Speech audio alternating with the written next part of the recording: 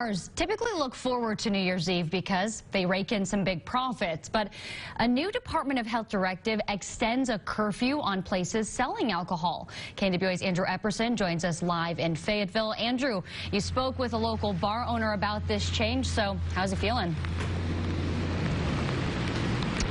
Yeah, well, here's the deal, Chelsea. It's freezing out here. It's raining out here. So, fewer people are out even than they normally would be.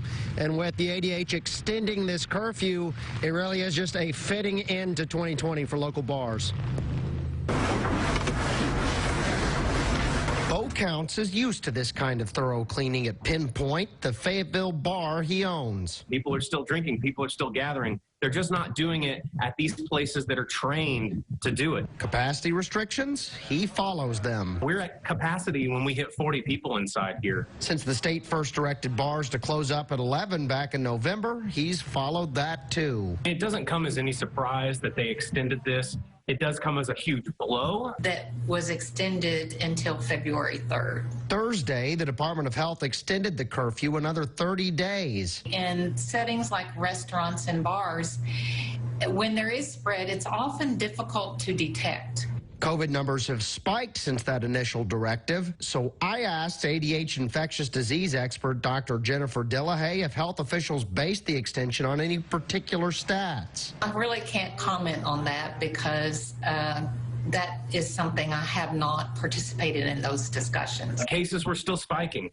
Meanwhile, business has plummeted in all the hospitality sectors. Bo Counts says he's tired of hearing empty phrases like, "But just hang in there." Instead, say, "What can I do to help?" and mean it. And his New Year's resolution this year is simple: survive. Any of the repercussions from everybody gathering at their house parties is only going to be something that the bars and restaurants have to pay for with further restrictions like the one we saw get extended today. Let's just put this into perspective here. Talking to Bo Counts earlier, he gave me a stat that I thought was really interesting. He said last New Year's Eve, Pinpoint earned 56% of what it earned in all of December 2020. So that just shows the local bars here having to deal with. Let's hope 2021 is a little better than that. Wow, that is live in Fayetteville, Andrew Epperson, KNWA Northwest Arkansas News. Andrew, that is a jarring statistic there. While I have you, really quickly, I wanted to ask, we have just under an hour until bars do close. Have you been seeing a lot of people walking the streets heading in and out of those joints?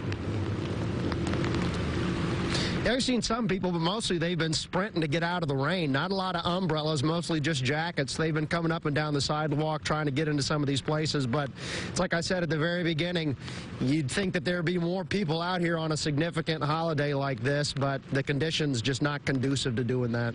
Well, Andrew, hopefully some people find a safe spot inside. Thanks so much. All right, continuing our coverage of the coronavirus.